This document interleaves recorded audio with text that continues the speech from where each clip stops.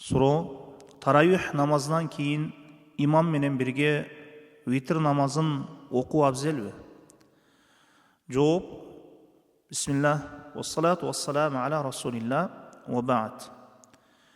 Бул суроода өтө маанилүү суроо болуп саналат. Кээ бир мусулман бурадарлар таравих намазына чыгышат. Таравих намазын имам менен бирге окууга аракет кылышат.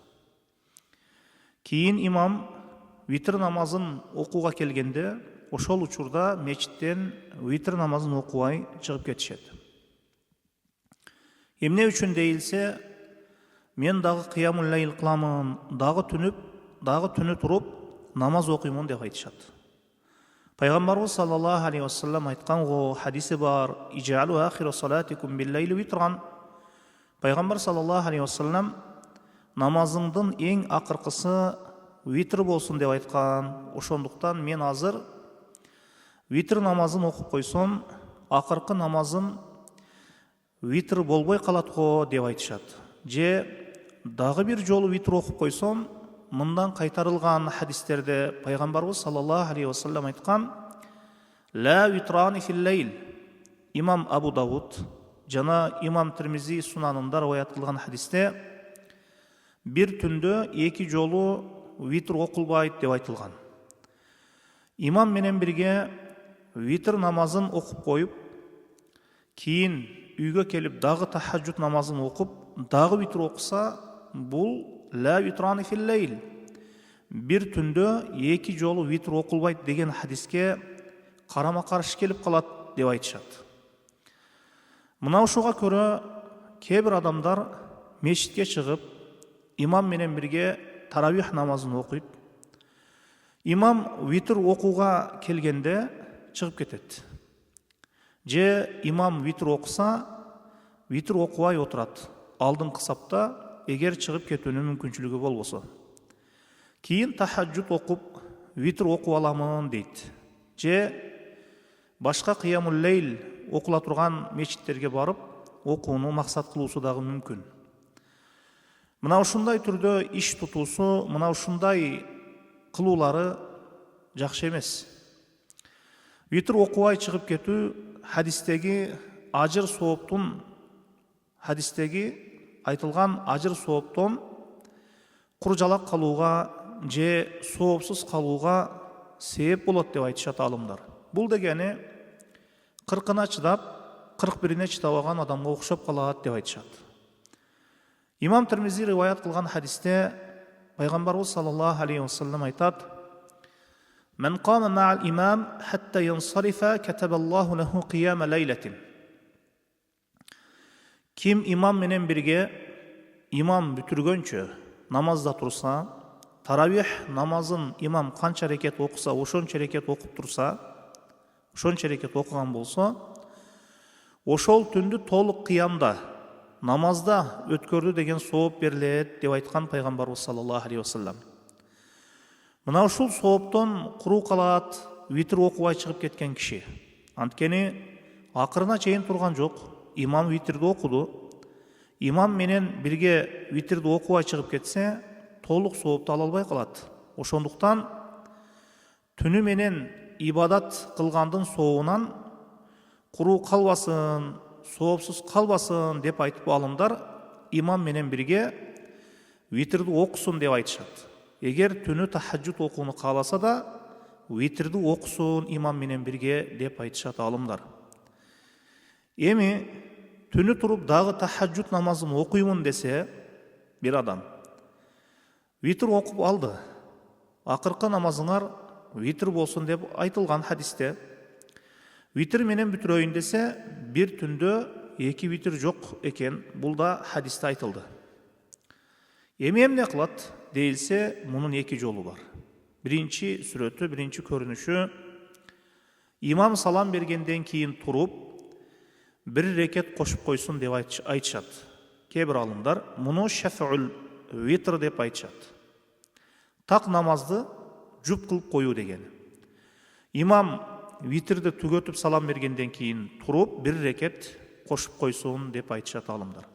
Ошондо бул кишинин акысында жуп намаз окуган болот, так эмес. Кийин каалаганча намаз окуп 2 рекеттен кийин витр менен бүтүрөт деп айтылат. Ошондо имам менен акырына чейин турган болот жана акыркы намазы витр болот. Витрди 2 жолу кайтарган болбойт. Бул 1 жолу деп айтышат алымдар.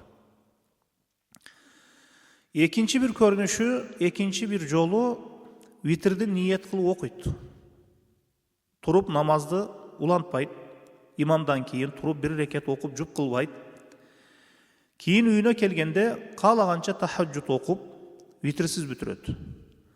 Акыркы намазыңар витр болсун деген хадиске туура келбей жатат го дейилсе, алымдар витр намазы мустахаб, важип эмес деп айтышкан. Пайгамбарыбыз саллаллаху алейхи вассалам витрден кийин да 2 рекет намаз окугандыгы келген деп айтылат хадисте. Киши түнкү намаздарды окуп, акыркы намазын витр кылсын дейбиз. Эгер өзү окуй турган болсо таравих намазын. Эми имам менен окуса таравих намазын, бул нерсе өзүнүн ыктыярында эмес. Имам таравих намазын окуп бүткөндөн кийин витр окуйт. Эми жанагы соопко жетүү үчүн имам менен бирге намазды бүтүрүү керек. Таравихти дагы, витрди дагы. Эми имам менен окуса, бул нерсе өзүнүн ыктыярында эмес. Имам менен витрди окуп, кийин каалаганча тахаджуд окуп, витрди окубай бүтүрүп койсо да, бул да 1 жолу экен. Анткени пайгамбарыбыз саллаллаху алейхи вассалам витрди окуп, кийин 2 рекет намаз окугандыгы келген хадисте. Демек бул хадиске ылайык витрдин важиптиги түшүнүлбөйт дейишет кээ бир алымдар. Анткени ошол мустахабка амал кылуунун мүмкүндүгү болбой калды. Витрди имам менен бирге окуп алган үчүн деп айтышат бул алымдар. Алымдар дагы бир көрүнүштү айтышат, дагы бир жолун айтышат. Муну нақдул витр деп айтышат. Бул витрди бузуп жуп кылуу дегени. Жогоруда айттык, биринчисинде имамдын салабынан кийин туруп 1 рекет окуп жуп кылуу маселеси жогоруда айтылды. Бул орунда эми имам менен витрди окуйсуз бул көрүнүштө, кийин үйгө кайткандан кийин 1 рекет окуп, алдыңкы так окулган витрди жуп кылууну ниет кыласыз. Имам менен витрди окуп болуп үйгө келгенде тахаджуд окууну кааласаңыз 1 рекет менен баштайсыз намазды. 1 рекет намаз барбы же жокпу? Бул талаштуу маселе алымдардын ортосунда. Жумхур алымдар бар деп айтышат. Витрди 1 рекет окуу бар аларга көрө. Витрди жуп кылуу максатында витрди 1 рекет окуп коет. Ошентип 4 рекет окуп алгандай болот. Жанагы так болгон намаз жупка айланат. Анан каалаганча 2 рекеттен тахаджуд намазын окуп, кийин витр менен бүтүрөт дейилет. Муну менен витр намазыны 1 жол окуган болот, 1 түнү. Анткени алгачкы имам менен окуган витрин 1 рекет менен бузган болуп саналат. Витрди бузуп жуп кылган болот дейилет. Бул да кээ бир алымдардан келген. Бул көрүнүштү мындай окуну болбойт деп айткандар да бар, бирок мындай окуу витрди, мындай сүрөттө. Усман радиаллаху анхудан риваят кылынган. Нақдул витр. Витрди бузуу маселеси Шейх Шинкытыйда ушул чечимди айткан. Нақдул витрде баары хадистерди жыйнап амал кылууга чечим бар деп айтат. Мухаммад Мухтар Шинкытый хафизахуллах. Жана сахабалардан да келген. Витрди жуп кылып, окуп коюп, кийин 2 рекеттен тахаджуд намазын окуп, витр менен бүтүрөт. Бул мечитте витрди жуп кылып бүтүрүп койгондон абзел жана имамдан кийин туруп. Бул мечитте витрди жуп кылып бүтүрүп койгондон абзел имамдан кийин туруп, эмне үчүн дейилсе, биринчиден риядан, эл көрсүн, кожо көрсүн деген нерседен саламат болот. Мени карагыла, дагы намаз окуймун түнү туруп дегендей. Ошондуктан ушул нерсе болуп калбоосу үчүн имам менен бирге окусун витрди мечитте, ажыр соопту толук алуу үчүн, же айтканыбызда үйгө кайтып келип 1 рекет намаз окуп, витрди жуп кылып, кийин 2 рекеттен намаз окуп, акыркы намазын витр менен аяктайт, же витрди окуп алып, үйгө келгенден кийин 2 рекеттен тахаджуд намазын окуп, кийин витрсиз бүтүрөт. Мына ушул 2 жолдон бирин тандоосу мүмкін. Ошондуктан витр окуп чыгып кетпесин, витрди окубай чыгып кетпесин, витрди имам менен бирге окууга аракет кылсын. Витрди окубай чыгып кетсе, хадистеги сооптон куруу калат, соопсуз калат. Ал соопту имам менен таравихте акырына чейин турган адамга берилет, кыямул лейлдин сообу. 20 рекет окулса таравих намазы, анан 8 рекет окуп, кийин имамдын витр окуусун күтүп, имам витрди окууга келгенде, ошол сапка келип витрди окуп кетсе, буга кирбейт деп айтышат алымдар. Имам менен толук окуу керек. Имам канча рекет таравих намазын окуй турган болсо. Витрди Ханафи мазхабына лайык окуп жатса, имамга ээрчип окусун деп айтышат алымдар. Жумхурдун мазхабына көрө, жумхурдун мазхабына карама каршы келсе да, жумхурда витр бир ташаххуд менен окулса, бир салам менен, же 2 рекеттен кийин салам берип туруп, 1 рекет окуйт, кунут рүкүдөн кийин болот дегендей.